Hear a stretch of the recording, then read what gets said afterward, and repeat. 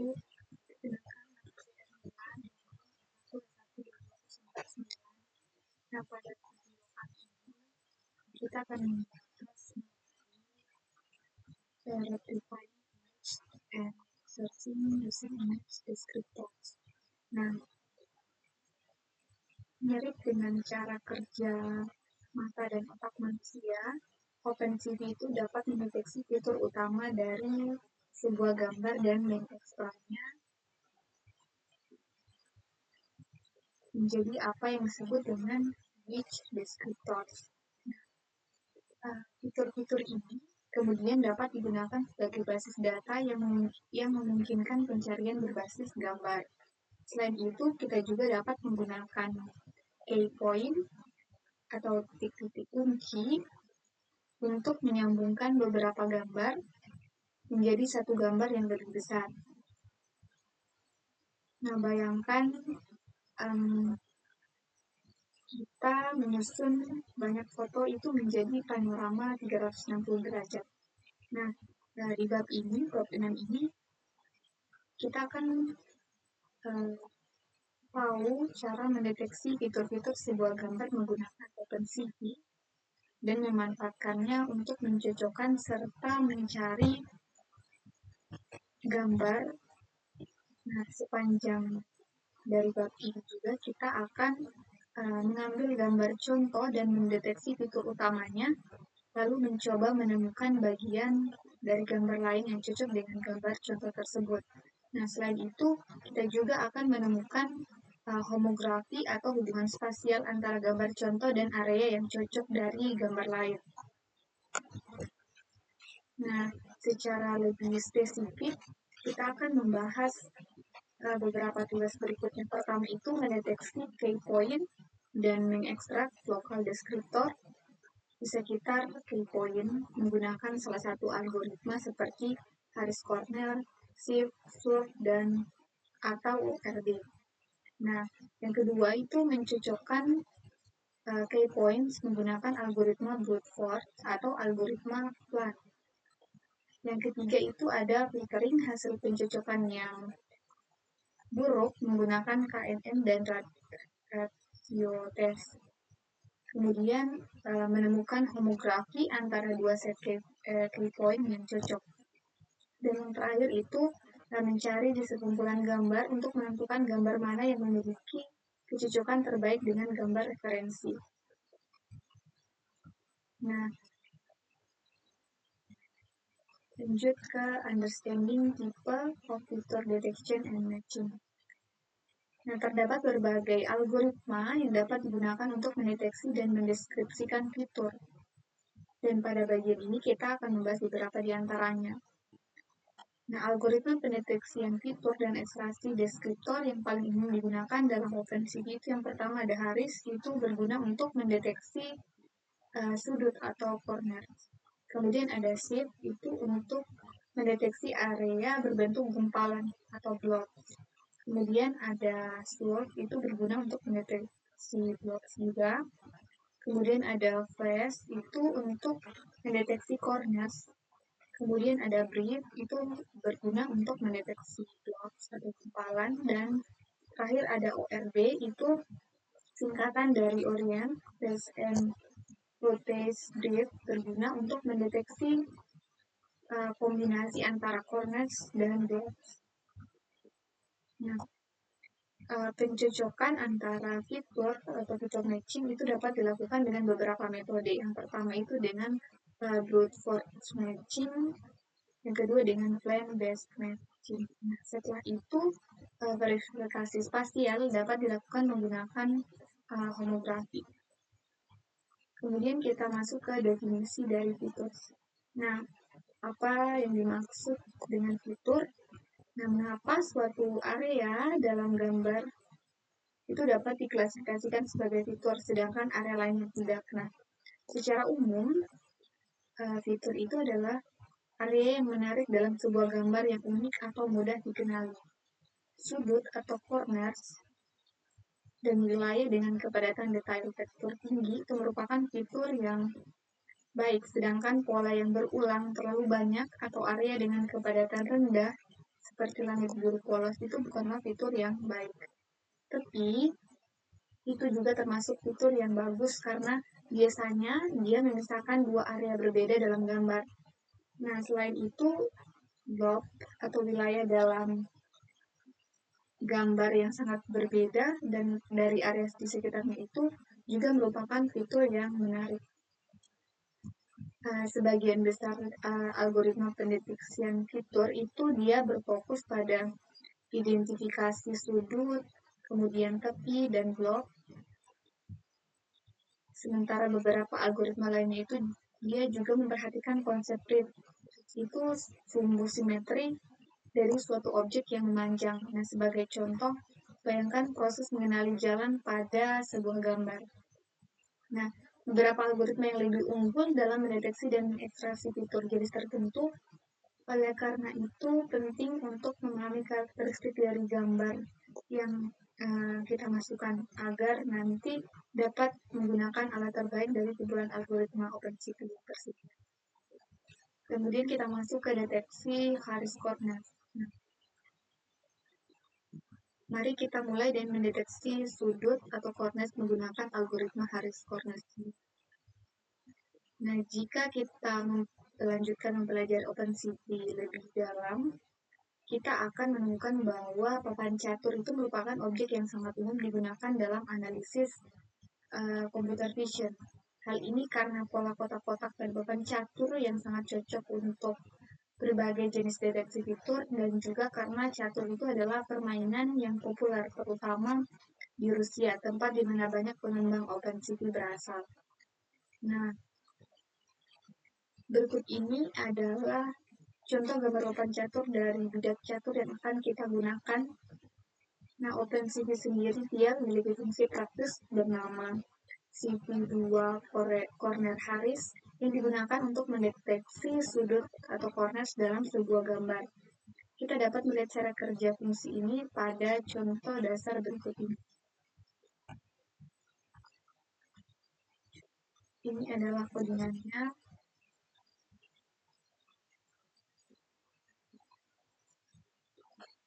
Dan kita akan coba jalankan.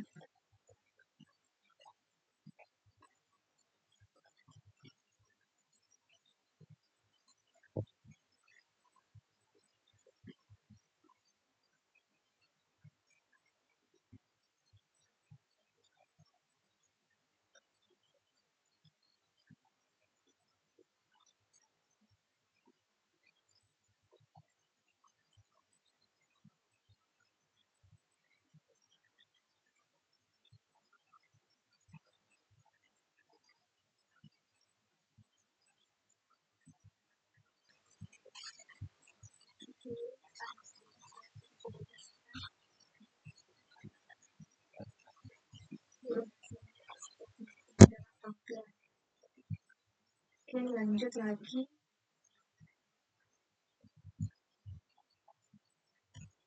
Nah, mari kita analisis kode di atas. Setelah melakukan import seperti biasa, itu kita membuat gambar papan catur dan mengonversinya menjadi grayscale atau abu-abu. Kemudian kita mengambil fungsi dari Corner Harris di sini BST, dan CV2 Corner Harris Gray 2,23,04. Parameter yang paling penting di sini itu adalah parameter ketiga yang menentukan apertur atau ukuran kernel dari operator Sobel. Nah, operator Sobel itu dia berfungsi untuk mendeteksi tepi dengan cara mengukur perbedaan nilai piksel secara horizontal dan vertikal di area sekitar piksel. Dia menggunakan sebuah kernel. Kemudian fungsi CV2 dari Corner Harris ini juga dia menggunakan operator Sobel dengan apertur yang ditentukan oleh parameter tersebut. Nah, secara sederhananya, parameter-parameter ini dia akan menentukan seberapa sensitif deteksi sudut yang dilakukan. Kemudian nilainya itu harus berada di antara 3 hingga 31. Dan harus merupakan bilangan ganjil. Nah, jika nilainya rendah, misalnya 3 yang berarti sangat sensitif, maka garis-garis diagonal pada kotak hitam papan catur juga akan terdeteksi sebagai sudut ketika menyentuh tepi kotak. Kemudian jika nilainya tinggi, misalnya 23, yang berarti kurang sensitif, maka hanya sudut-sudut kotak papan catur yang akan terdeteksi sebagai sudut sebenarnya. Kemudian untuk fungsi dari CV2 corner hards itu dia mengembalikan gambar dalam format floating point. Setiap nilai dalam gambar hasil tersebut dia mewakili skor untuk pixel yang bersesuaian pada gambar sumber.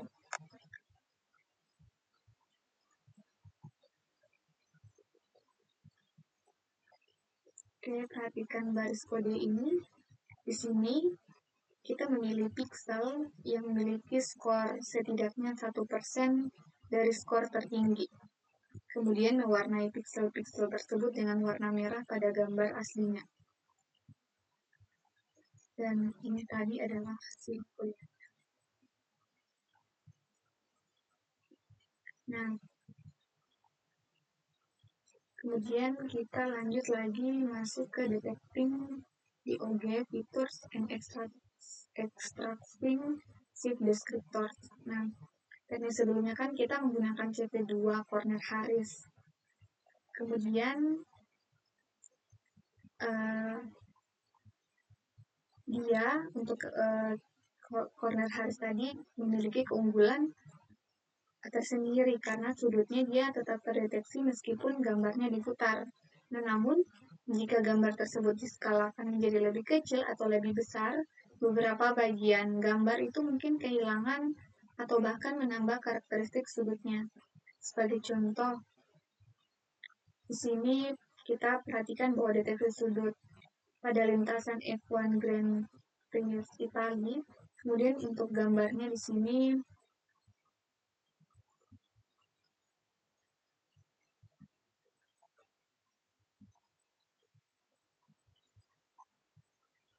untuk gambarnya kita melihat bahwa sudut-sudut pada gambar itu menjadi jauh lebih rapat, namun meskipun kita mendapatkan beberapa sudut baru, kita juga kehilangan beberapa sudut lainnya.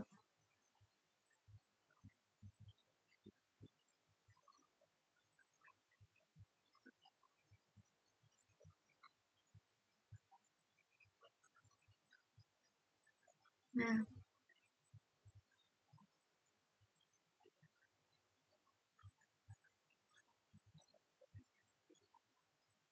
secara khusus, kita perhatikan di bagian varian Ascari, Siasen itu yang terlihat seperti garis berkelok di ujung lintasan yang membentang dari barat laut ke tenggara. Pada versi gambar yang lebih besar, baik pintu masuk maupun titik puncak atau apex dari tikungan ganda tersebut itu berhasil terdeteksi sebagai sudut,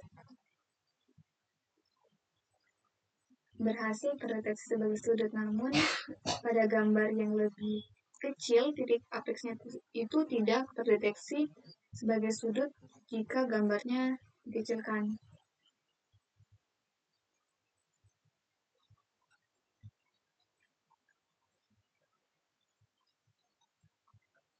Nah, disinilah scale invariant feature transform atau SIF itu berperan. Meskipun namanya terdengar agak rumit, setelah kita memahami masalah yang ingin diselesaikan, istilah ini sebenarnya cukup masuk akal. Nah, perlu dicatat juga bahwa SIF ini dia tidak mendeteksi key point secara langsung. Proses pendeteksiannya dilakukan menggunakan metode difference of Gaussian atau DOG, dan juga SIF ini mendeskripsikan area di sekitar key point menggunakan vektor fitur atau fitur-vektornya.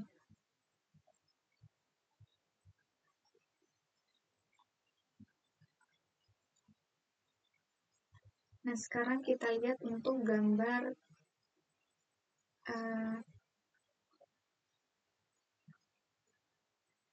pemandangan ini.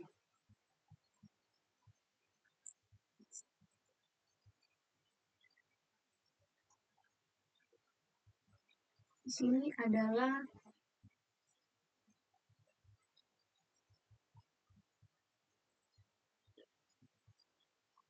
panorama cantik dari vers di Lombardi, Italia. Ini merupakan tipe frame yang juga merupakan subjek dari computer vision. Untuk kodenya di sini seperti ini.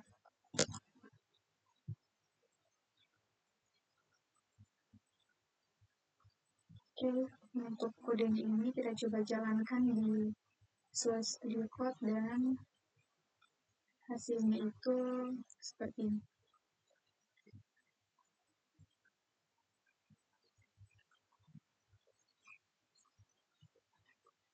Jadi lanjut lagi, kita masuk ke anatomy of key point.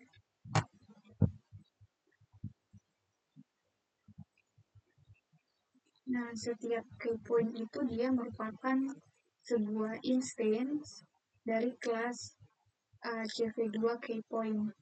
Nah, di mana memiliki beberapa properti. Yang pertama itu dia ada PT point, dia berisi koordinat dari X dan Y. Kemudian ada size itu untuk diameter fitur yang terdeteksi, kemudian angel untuk menunjukkan orientasi fitur seperti yang ditampilkan oleh garis radial pada gambar hasil pemrosesan sebelumnya. Kemudian ada response, dia menunjukkan kekuatan atau strength dari key point tersebut.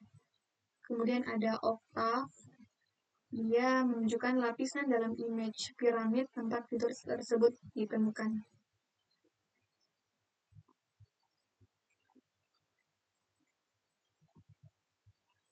Kemudian kita lanjut ke deteksi Hessian fitur dan ekstraksi source descriptor. Nah, computer vision itu adalah cabang ilmu komputer yang tergolong masih muda, sehingga banyak algoritma ataupun teknik terkenalnya baru ditemukan dalam beberapa dekade terakhir. Nah, sebagai contoh, SIP ini sebenarnya baru berusia sekitar 21 tahun karena pertama kali diperkenalkan oleh David Low itu pada tahun 1999. Nah, surf juga kemudian itu muncul algoritma surf speed up robots features itu merupakan algoritma deteksi fitur yang dipublikasikan pada tahun 2006 oleh Herbert Bay. Surf ini dia bekerja beberapa kali lebih cepat dibandingkan SIP dan sebagian besarnya terinspirasi dari SIP itu sendiri. Kemudian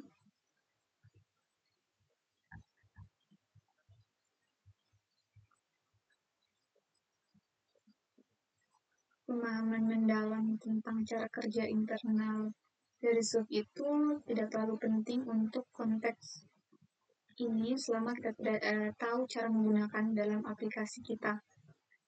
Yang penting kita harus tahu bahwa ya SUB itu dia merupakan kelas di OpenCV yang melakukan deteksi key point menggunakan algoritma Hessian dan juga ekstraksi deskriptor menggunakan SUB. Untuk codingannya seperti ini.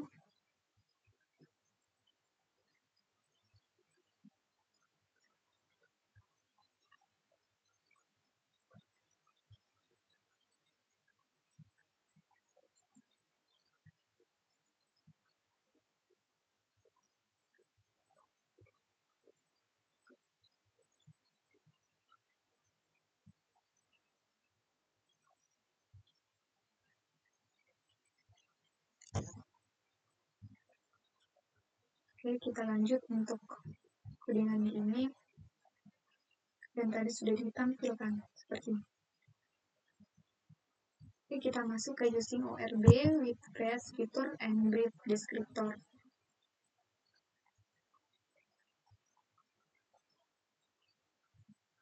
Nah, jika SIP itu masih muda dan SURF lebih muda lagi, maka ORB masih dalam masa bayinya. Nah, ORB ini pertama kali dipublikasikan pada tahun 2011 sebagai alternatif cepat untuk SIP dan SURF. Nah, kemudian ORB ini dia menggabungkan teknik yang digunakan pada detektor key point phase, dan deskriptor key point brief. Nah, jadi ada baiknya melihat sekilas phase dan brief terlebih dahulu, kemudian kita akan membahas brute force matching, sebuah algoritma yang digunakan untuk mencocokkan fitur dan melihat sebuah contoh pencocokan fiturnya. Kemudian kita masuk ke phase. Phase ini adalah fitur from accelerate segment test atau phase yang bekerja dengan menganalisis lingkungan melingkar yang terdiri dari 16 pixel. Nah, setiap pixelnya dalam lingkaran tersebut diberi tanda sebagai lebih terang atau lebih gelap dari suatu ambang tertentu yang didefinisikan relatif terhadap pixel pusat lingkaran. Suatu lingkungan itu dianggap sebagai sudut corners jika terdapat sejumlah pixel berurutan yang ditandai sebagai lebih terang atau lebih gelapnya.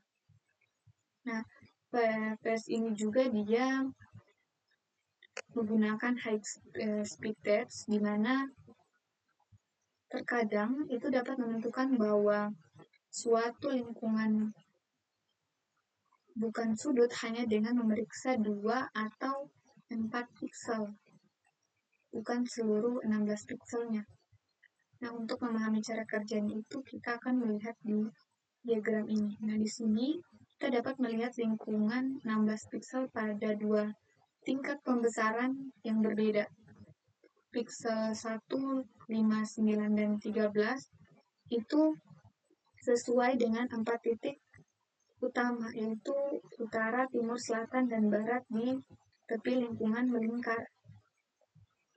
Nah, jika lingkungan tersebut merupakan sebuah sudut atau corner, kita mengharapkan bahwa dari keempat pixel tersebut, tepat 3 atau tepat 1 yang lebih terang daripada ambang.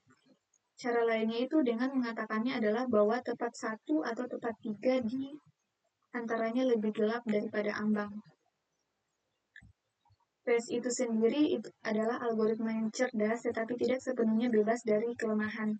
Untuk mengimbangi kelemahan tersebut, pengembang yang menganalisis citra dapat menerapkan pendekatan machine learning dengan memberikan sejumlah citra yang relevan untuk aplikasi tertentu kepada algoritma. Nah, sehingga parameter-parameter seperti ambang atau threshold itu dapat dioptimalkan.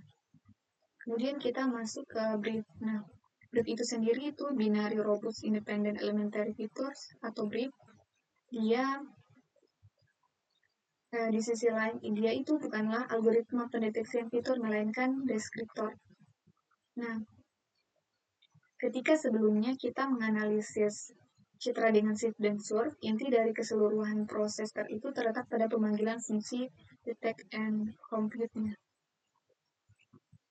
Hasil dari deteksi ini adalah sekumpulan key point, hasil dari computation dan sekumpulan deskriptor untuk key point tersebut.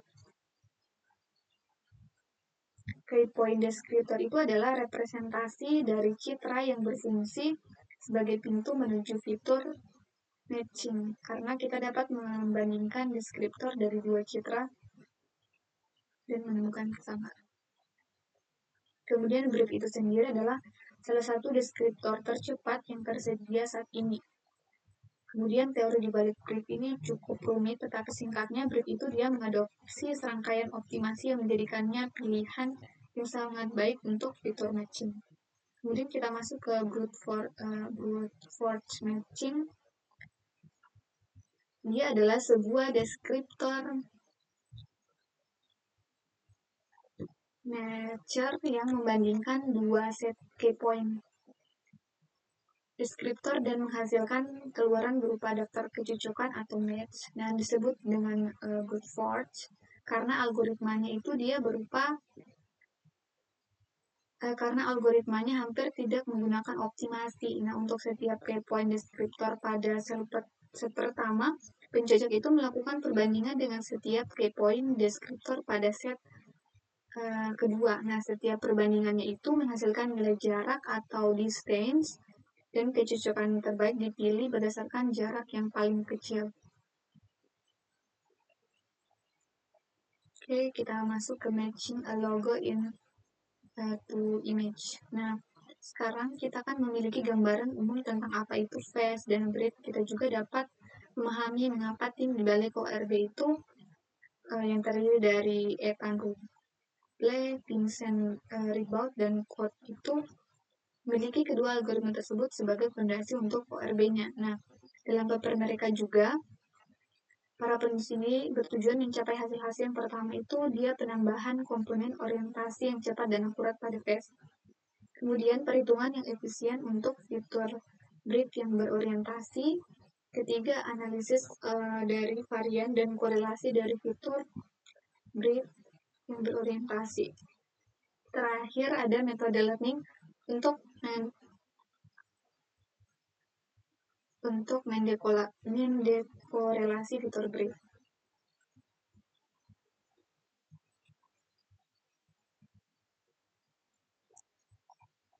Nah, untuk pada tahap ini mungkin juga kita sudah cukup dengan teori dan ingin langsung mencoba dari fitur matching. Jadi mari kita lihat sedikit kode script berikut untuk mencoba mencocokkan fitur pada sebuah logo dengan fitur dari foto yang berisi logo tersebut.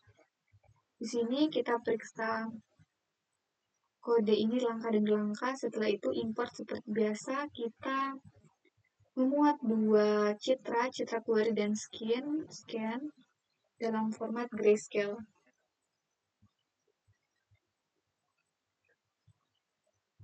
Ini adalah foto skinnya. Berikut adalah citra query, itu logo NASA, dan foto scan-nya itu ada Kennedy Space Center.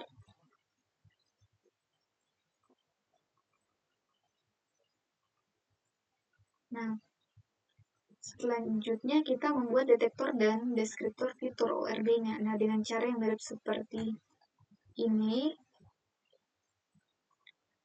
seperti yang kita lakukan pada shift dan sort, itu kita mendeteksi dan menghitung kehidupan serta deskriptor untuk kedua citranya juga. Nah, di sini konsepnya cukup sederhana, iterasi melalui deskriptor dan tentukan apakah mereka cocok atau tidak. Lalu hitung kualitas kecocokan ini atau disdainnya dan urutkan kecocokannya sehingga kita dapat menampilkan N kecocokan teratas dengan tingkat keyakinan bahwa mereka memang fitur yang cocok pada kedua citra. Nah, untuk hasilnya adalah, kita lihat dulu kodingannya. Ini untuk logo NASA dan Kennedy Space Center-nya. Coba jalankan.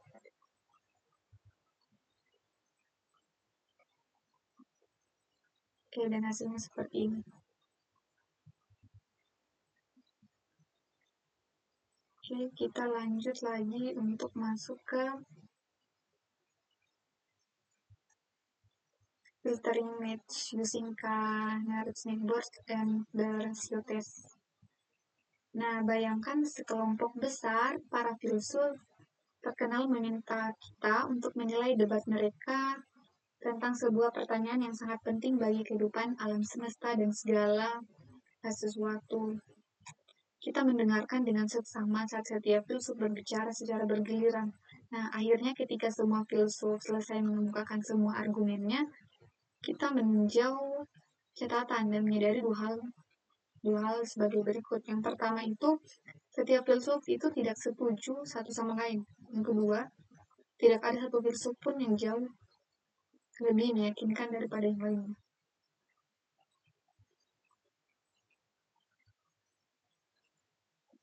Dari pengamatan pertama itu kita juga bisa menyimpulkan bahwa paling banyak hanya satu dari para filsuf yang benar, namun juga mungkin bahwa semuanya salah.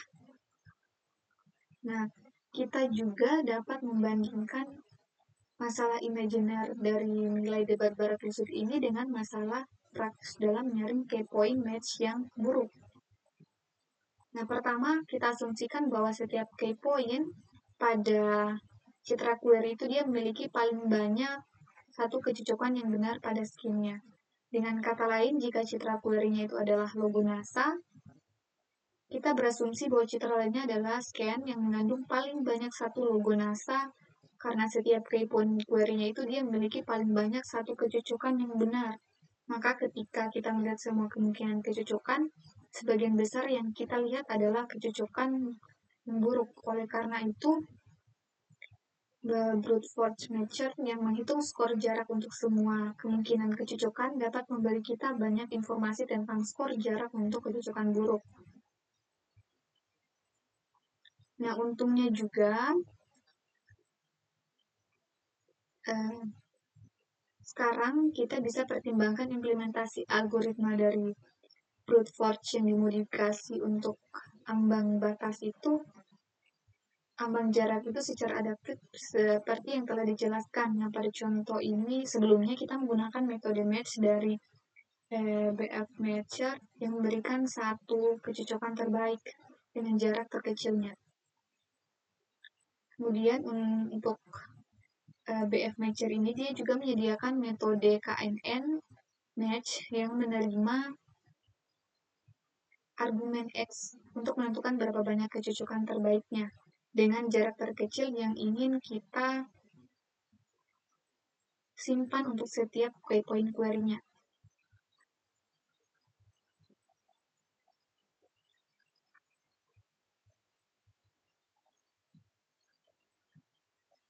Nah, di sini mari kita gambar 25 pasang kecocokan terbaik termasuk kecocokan dari terbaik kedua atau second best yang diberikan KNN match. Untuk kodenya seperti ini.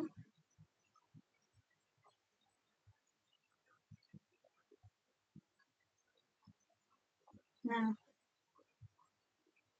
jika kita membandingkan hasil ini dan output pada bagian sebelumnya, kita dapat melihat bahwa KNN dan rasio tes itu berhasil menyaring banyak kecocokan buruk.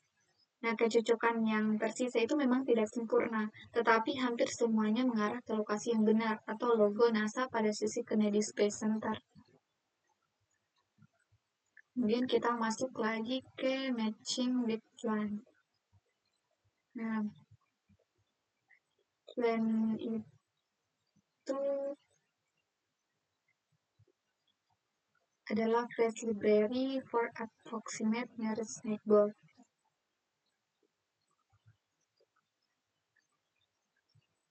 Nah, ya, kita mungkin berpikir bahwa ini adalah hasil yang mengecewakan. Memang benar, kita dapat melihat bahwa sebagian besar kecocokan itu adalah kecocokan yang salah.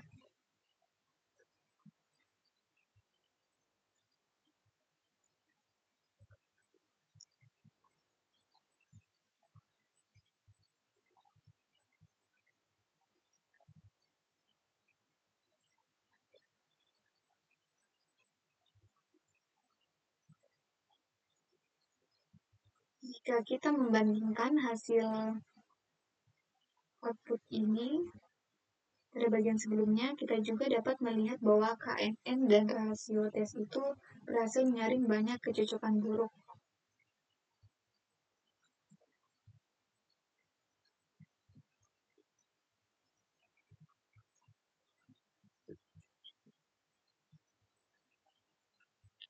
Karya seni ini dia berjudul Entreless LYS atau Among the Lilies, dilukis oleh Paul Gauguin pada tahun 1889. Nah, di mana kita akan mencari key point yang cocok pada citra lain yang lebih besar yang berisi beberapa karya lain oleh Gauguin bersama dengan beberapa bentuk acak yang digambar salah satu penulis buku ini. Berikut citra yang lebih besarnya.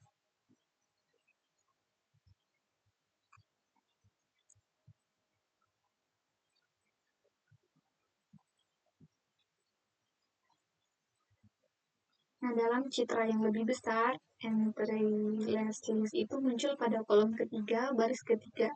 Nah, citra query dan region yang bersesuaian dari citra besar tersebut tidak identik.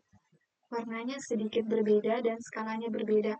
Namun ini harusnya tetap menjadi kasus yang mudah bagi matcher kita. Nah, ini adalah kodenya. Nah, sampai di sini kodenya sudah terlihat familiar karena kita sudah membahas sheet dan deskriptor lainnya di bagian sebelumnya. Pada contoh sebelumnya kan kita menggunakan CP2 matcher untuk brute force matching. Nah, kali ini kita akan menggunakan CP2 blend based matcher.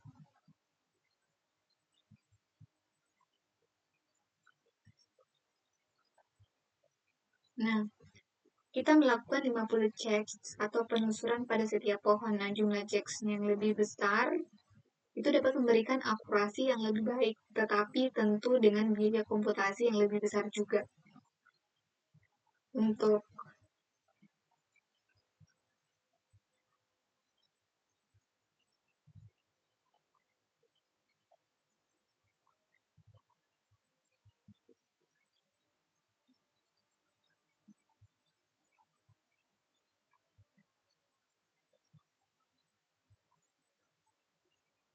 lanjut kita ke performing homography with plant-based match. Nah, pertama-tama apa itu homografi? Homografi itu sebuah relasi antara dua figur di mana setiap titik pada satu figur itu memiliki tepat satu titik pasangan pada figur lainnya. Dan sebaliknya, misalnya sebuah garis singgung yang bergulir.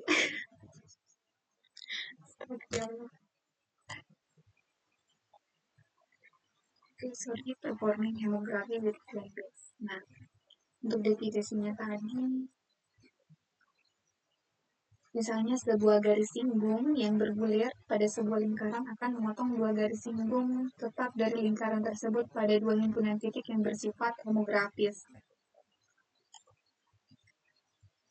Nah, jika kita seperti penulis buku ini masih bingung dengan definisi tersebut, maka untuk lebih singkatnya, untuk homografi itu adalah kondisi ketika kedua gambar saling berkaitan karena salah satunya itu merupakan hasil distorsi perspektif dari yang lainnya.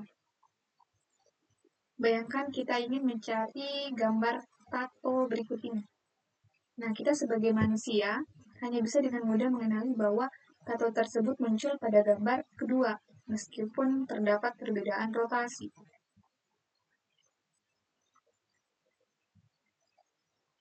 Nah, sebagai latihan dari computer vision, kita ingin menulis sebuah script yang menghasilkan visualisasi seperti berikut ini.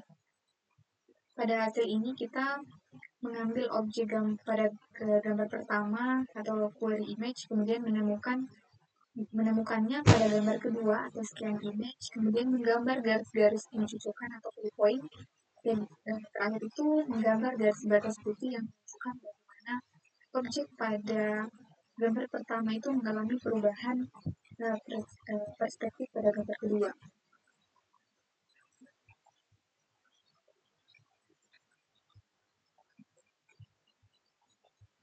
Nah, yang pertama harus dilakukan itu yang pertama menerapkan rasio tes law. Kita membuat data kecocokan yang lolos rasio tes berdasarkan shift untuk koordinat seperti ini. Kemudian yang kedua itu menentukan jumlah minimum kecocokannya.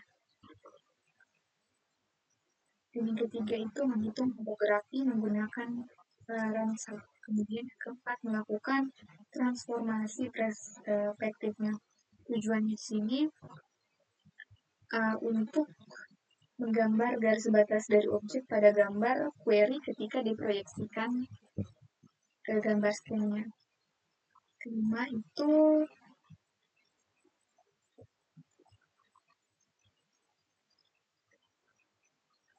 menemukan homografinya dan performa perspektif transformation. Kemudian kita masuk ke sample application tato forensik.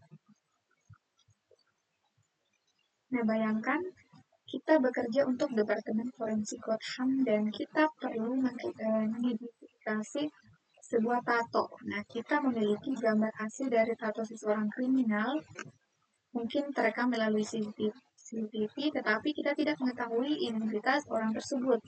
Namun, kita memiliki sebuah database tato yang diindeks berdasarkan nama pemilik tato tersebut. Kita bagi ini menjadi dua bagian. Yang pertama, kita akan membangun database dengan menyimpan deskriptor citra ke dalam file. Kemudian yang kedua, membuat database dan memindai kecocokan antara deskriptor citra query dengan deskriptor dalam database.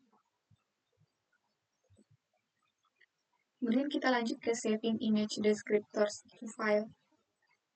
Hal pertama yang akan kita lakukan adalah menyimpan deskriptor citra ke dalam file eksternal. Nah, dengan cara ini, kita tidak perlu membuat ulang deskriptor setiap kali ingin membandingkan dua citra untuk mencari kecocokan.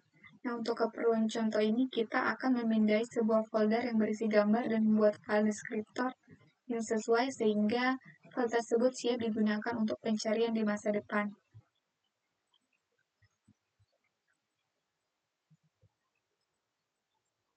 Mari kita pecah script ini ke dalam beberapa fungsi. Yang pertama itu, kita akan implementasikan fungsi create descriptors. Ini karena kita tidak perlu membuatnya ulang setiap kali memuat file. Nah, fungsinya pembantu create descriptor itu menerima fitur detektor sebagai argumen. Yang kedua, implementasikan fungsi create deskriptornya. Sini kita akan pastikan filenya itu di folder yang sama dengan gambar. Kemudian yang ketiga, kita akan menjalankan fungsi utama. Nah, setelah semua fungsinya dibuat, kita memanggil create descriptor dengan nama folder sebagai argumennya. Nah, ketika scriptnya itu dijalankan, script ini nanti akan menghasilkan file descriptor dalam format array numpy dengan ekstensi .mpy. Nah, file-file inilah yang menjadi database deskriptor tato yang diindeks berdasarkan nama atau setiap nama filenya itu adalah nama seseorang.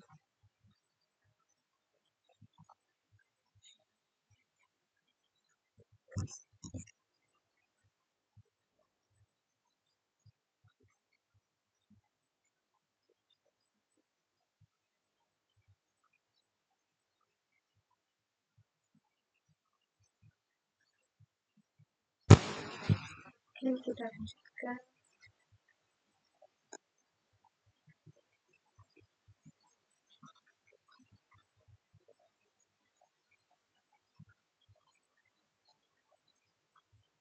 Ke scanning image. Nah, sekarang setelah kita memiliki deskriptor yang disimpan ke dalam file, kita hanya perlu melakukan pencocokan terhadap setiap set deskriptor untuk menentukan set mana yang paling cocok dengan citra dari kita. Yang pertama itu, proses yang akan kita lakukan itu memuat citra query.png, kemudian memindai folder yang berisi file deskriptor, dan mencetak nama file deskriptor tersebut. Kemudian yang ketiga, membuat deskriptor zip untuk citra query-nya. Dan yang keempat, untuk setiap file deskriptor, muat deskriptor tersebut, lalu pencocokan berbasis len, lalu filter hasil pencocokan menggunakan rasio tes, cetak nama orang dan jumlah kecocokannya. Jika jumlah kecocokannya melebihi ambang batas tertentu, cetak bahwa orang tersebut adalah seorang tersangka. Nah, cetak nama tersangka utama yang memiliki kecocokan terbanyak. Untuk implementasinya seperti ini, bagian kode ini untuk memuat citra query-nya. Kemudian kita membuat dan mencetak daftar file deskriptor, membuat objek shift dan len, lalu menghasilkan deskriptor untuk citra query. Keempat, kita mencari tersangka berdasarkan minimal 10 kecocokan yang baik. Di akhir kita mencetak tersangka utama. Untuk codingan sebelumnya kita akan tampilkan tatonya. seperti ini, homografi objek terdeteksi.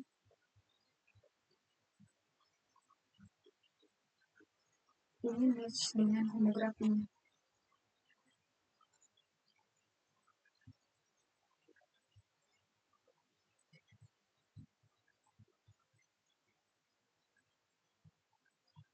Oke. Ini contoh outputnya. Sini untuk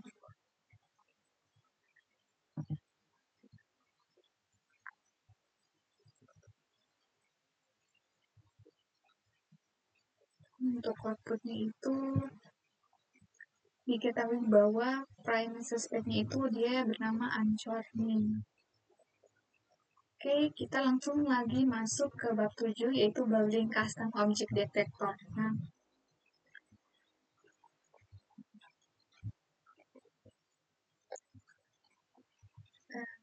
bab ini dia akan membahas lebih dalam mengenai konsep deteksi objek yang merupakan salah satu tantangan paling umum dalam computer vision. Nah, tadi kita telah mempelajari beberapa kasus khusus deteksi dan pengenalan objek pada bab sebelumnya. Nah, pada bab ini kita akan mengejar tujuan-tujuan yang pertama itu mempelajari jenis deskriptor fitur histogram of oriented gradients atau HOG deskriptor. Yang kedua, memahami non-maximum subtraction atau NMS yang membantu kita memilih jendela deteksi terbaik dari sekumpulan jendela yang saling tumpang tindih.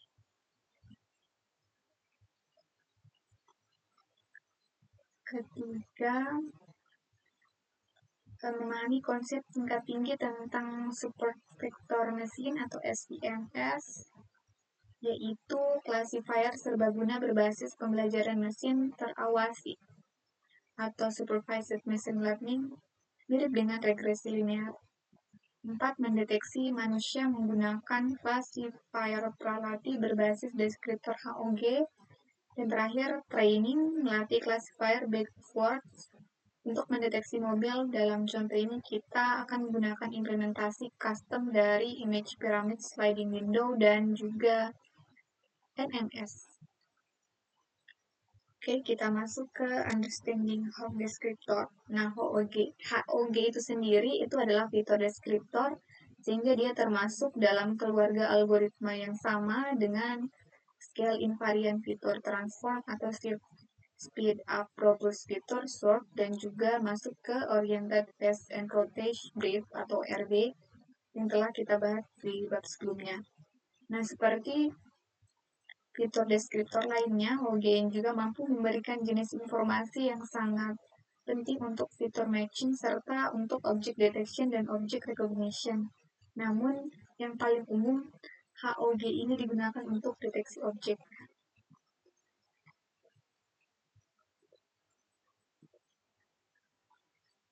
Mekanisme internal HOG ini sangatlah cerdas dan sebuah gambar itu dibagi menjadi beberapa sel dan serangkaian gradien dihitung untuk setiap selnya. Nah, setiap gradiennya itu menggambarkan perubahan intensitas piksel dalam arah tertentu.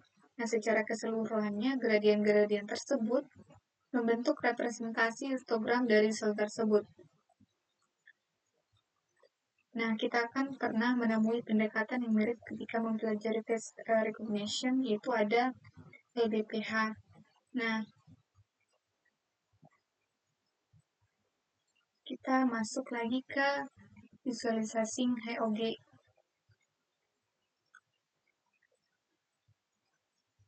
Ada Karl Friedrich, kemudian Aditya Khosla, Hamed Pirsiafas, dan ada juga Thomas Malisiewicz, Antonio Torralba, itu telah mengembangkan sebuah teknik visualisasi HOG yang disebut dengan HOG Glass atau HOG Go Glass. Nah, sebagai salah satu gambar uji mereka, Friedrich dan rekannya itu menggunakan foto truk berikut ini. Ini mereka menghasilkan visualisasi berikut dari deskriptor HOG berdasarkan pendekatan dari makalah sebelumnya, yaitu oleh Dalal dan Trix. ini gambar hasil visualisasinya. Kemudian dia juga menerapkan HOG-TLS, Conrid, dan Rekani itu melakukan inversion terhadap algoritma deskripsi fitur untuk merekonstruksi gambar truk sebagaimana dilihat oleh HOG seperti pada gambar ini.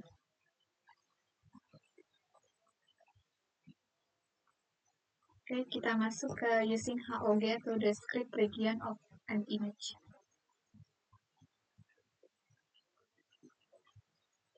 Untuk setiap HOG cell, histogram itu dia berisi sejumlah bin yang sama dengan jumlah gradiennya, atau dengan kata lain jumlah arah sumbu yang dipertimbangkan.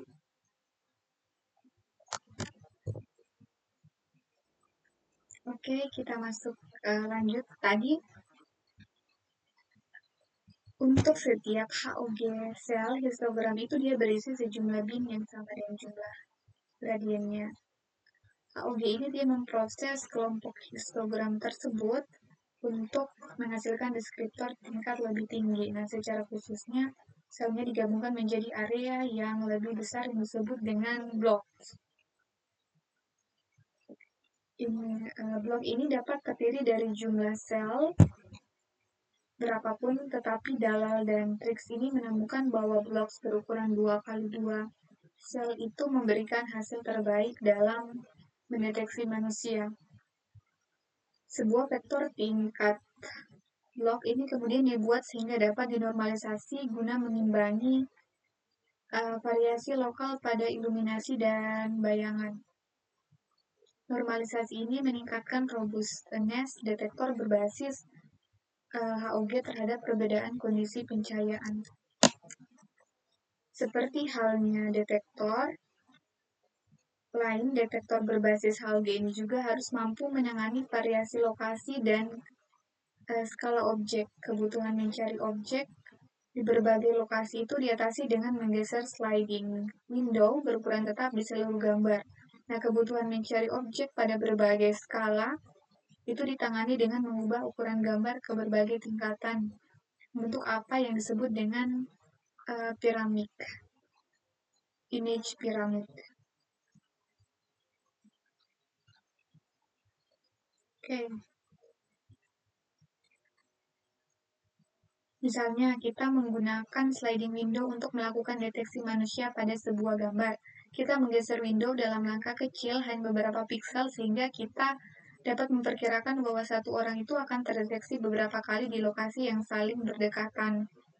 Dengan kata lain, meskipun sebuah deteksi memiliki skor kepercayaan atau confidence score yang baik, kita mungkin menolaknya jika ada deteksi lain yang tumpang tindih dengan skor yang lebih baik. Jadi, dari sekumpulan deteksi yang saling tumpang tindih, kita memilih deteksi dengan skor tertinggi. Nah, disinilah NMS atau non-maximum suppression berperan. Jadi kita masuk ke understanding NMS. Nah, konsep dari NMS itu mungkin terdengar sederhana, dari sekumpulan solusi yang saling tumpang tindih, pilih saja yang terbaik. Nah, namun implementasinya lebih kompleks daripada yang terlihat pada awalnya.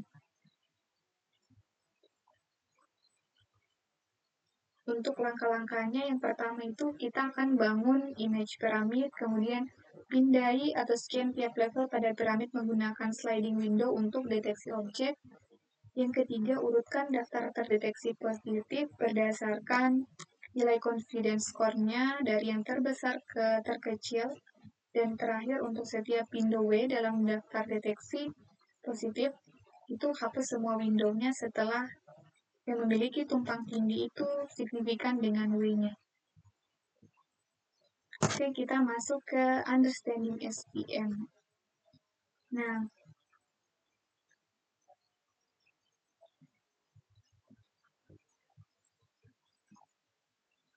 tanpa membahas secara mendalam bagaimana sebuah SVM bekerja, mari kita pahami terlebih dahulu apa yang bisa dicapai SVM dalam konteks machine learning dan computer vision. Dengan data pelatihan berlabel, SVM itu belajar untuk mengklasifikasikan data sejenis dengan cara menemukan hyperplane optimal, yaitu bidang pemisah yang membagi data dari label yang berbeda dengan margin terbesarnya. Hyperplane H1 garis Hijau ini tidak membagi dua kelas, atau titik hitam dan titik putihnya. Hyperplane H2 itu garis biru dan H3 garis merah itu keduanya berhasil membagi kelas, tetapi hanya H3 yang memisahkan kelas dengan margin maksimalnya. Nah, model SVM itu sendiri sudah ada sejak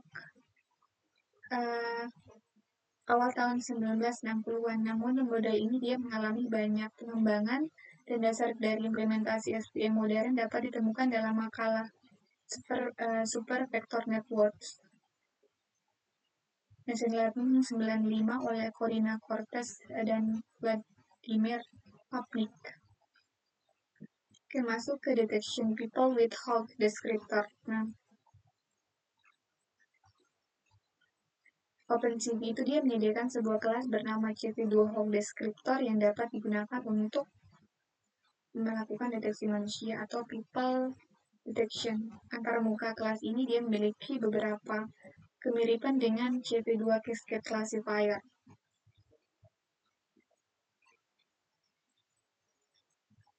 Untuk codingannya ya seperti ini.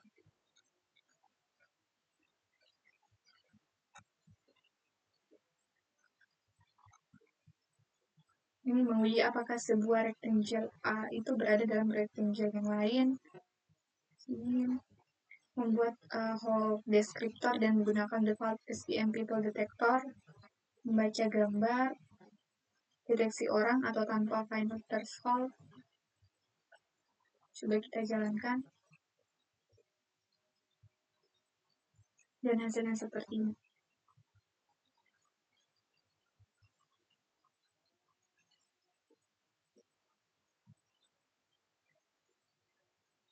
Oke, kita masuk lagi ke creating and training and object detector. Nah, menggunakan detektor yang sudah dilatih sebelumnya atau pre-trained detector memang memudahkan kita untuk membuat prototipe dengan cepat. Dalam industri nyata, kita mungkin harus mendeteksi objek yang sangat spesifik seperti plat nomor kendaraan, kemudian sampul buku, produk tertentu, bagian mesin, dan lain-lain sesuai kebutuhan perusahaan atau klien. Nah, maka muncullah pertanyaan penting. Nah, bagaimana cara kita membuat classifier sendiri? Ada banyak pendekatan populer, yaitu pada bagian berikutnya ini kita akan melihat bahwa salah satu jawabannya terletak pada SVM dan teknik BOW atau Bag of Words. Kita masuk ke understanding BOW. BOW atau Bag of Words itu adalah sebuah konsep yang awalnya tidak ditunjukkan untuk komputer vision, tapi dalam komputer vision sendiri kita menggunakan versi konsep ini yang sudah berkembang. BOW itu adalah teknik di mana kita memberikan bobot atau hitungan frekuensi pada setiap kata dalam serangkaian dokumen. Kemudian kita representasikan dokumen tersebut dengan vektor dari hitungan-hitungan tersebut. Yang pertama dokumen 1, like OpenCV and I like Python. Kemudian dokumen 2, I like C++ and Python. Dokumen 3-nya itu I don't like articles.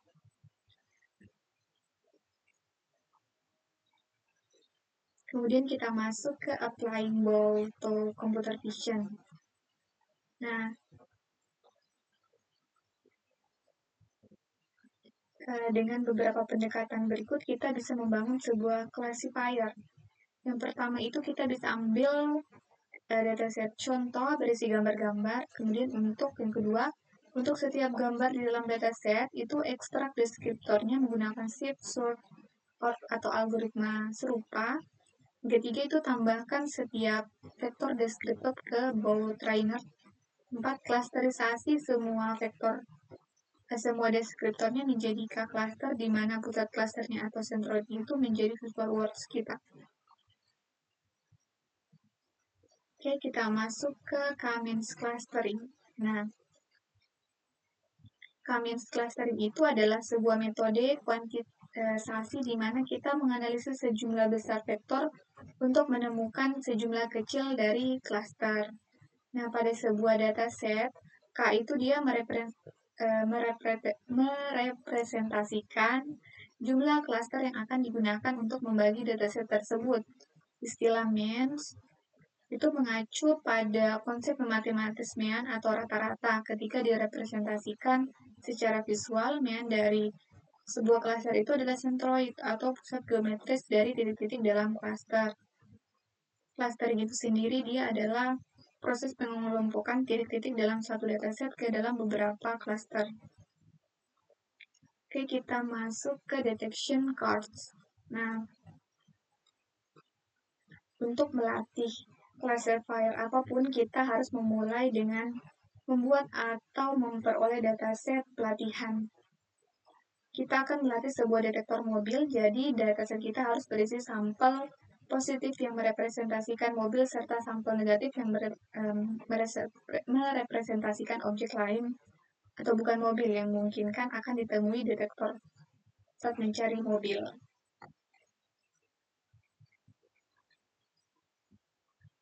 Nah, untuk menggunakan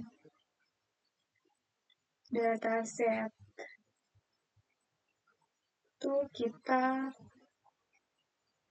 ada beberapa langkah yang harus dilakukan. Yang pertama, mengunduh dan menyiapkan datasetnya, kemudian membuat script Python-nya dari detect cardbow SVM.py, kemudian menentukan konstanta, inisialisasi shift dan flame-nya, kemudian inisialisasi bow trainer dan ekstraktornya. Keenam itu fungsi utilitas untuk mengambil path gambar. Ke-7 menambah shift descriptor ke bow trainer, kemudian melatih bow vocabulary-nya. Ke-9 fungsi ekstraksi bow descriptor, dan ke-10 itu dia ada menyusun training data untuk SVM. Melatih SVM menguji classifier. Itu dilakukan oleh SVM. Dan hasilnya seperti ini. Oke, kita masuk ke combining SVM with a sliding window. Dengan menggabungkan SVM classifier dengan teknik sliding window dan image pyramid, kita dapat memperoleh peningkatan berikut. Yang pertama, deteksi beberapa objek dengan jenis yang sama dalam sebuah gambar. Yang kedua, determining atau menentukan posisi dan ukuran setiap objek yang terdeteksi dalam gambar. Untuk pendekatannya, kita butuh 4 pendekatan. Yang pertama, mengambil semua region atau bagian dari gambar, lalu klasifikasi, lalu geser ke jendela ke kanan dengan ukuran langkah yang telah ditentukan. Yang kedua, ketika kita mencapai sisi paling kanan gambar, reset koordinat X ke 0, geser ke bawah beberapa piksel dan ulangi seluruh proses. Ketiga, pada setiap langkah lakukan klasifikasi menggunakan SVM yang telah dilatih dengan bow. Dan keempat, catat semua jendela atau window yang menghasilkan deteksi positif menurut SVM.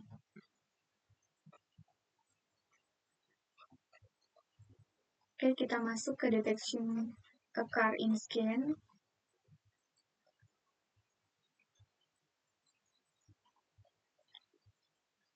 Sebagian implementasi pada script itu baru tetap sama karena kita masih ingin melatih bow, deskriptor, ekstraktor, dan SVM dengan cara hampir sama seperti sebelumnya. Di sini kita akan menguraikan atau decompose gambar menjadi layer pada image pyramid, mengambil sliding window pada tiap layer, mengklasifikasikan setiap window, dan menerapkan NMS-nya.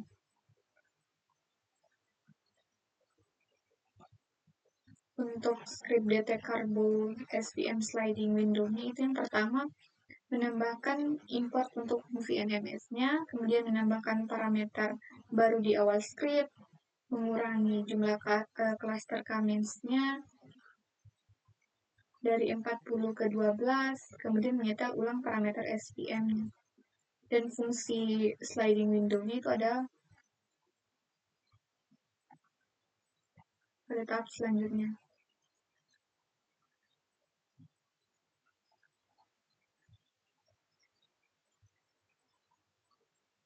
Ini adalah hasil akhirnya 1,84.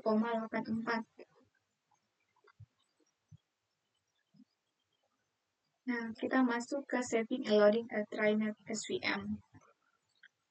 Nah, kita tidak perlu melatih sebuah detektor setiap kali kita ingin menggunakannya, dan sebenarnya sebaiknya kita menghindari hal tersebut karena proses pelatihan itu lambat. Kita dapat menggunakan kode seperti berikut untuk menyimpan model SVM yang sudah dilatih ke dalam sebuah file XML. Nah, untuk kodenya seperti ini. Nah, biasanya kita juga akan memiliki satu script khusus yang bertugas melatih dan menyimpan model SVM kita. Sedangkan script lainnya itu digunakan hanya untuk memuat dan memakai model tersebut untuk berbagai permasalahan deteksi. Nah, mungkin itu saja dari saya. Kurang dan lebihnya mohon dimaafkan. Bila itu walhidayah. Wassalamualaikum warahmatullahi wabarakatuh.